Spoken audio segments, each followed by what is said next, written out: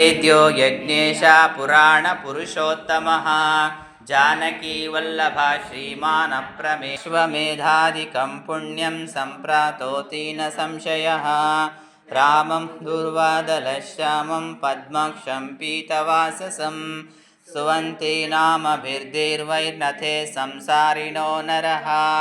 रामं लक्ष्मणापूर्वजं रघुवरं सीतापतिं सुन्दरं काकुत्सं करुणार्वरं गुणनिधिं विप्रप्रियं धार्मिकं राजेन्द्रं सत्यसन्धं दशरथतनयं श्यामलं शान्तमूर्तिं वन्दे लोकाभिरामम्। रामाय रामभद्राय रामचन्द्राय वेधसे पतये नमः।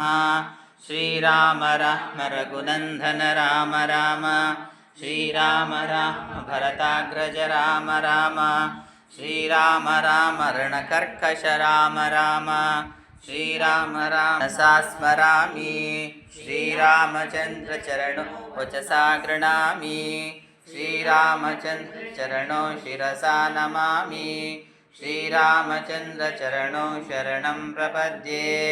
माता रामो मत्पिता रामचन्द्रः स्वामी रामो मत्सखा रामचन्द्रः सर्वस्वमे रामचन्द्रो दयालुर्नान्यं जाने नैव जाने न जाने।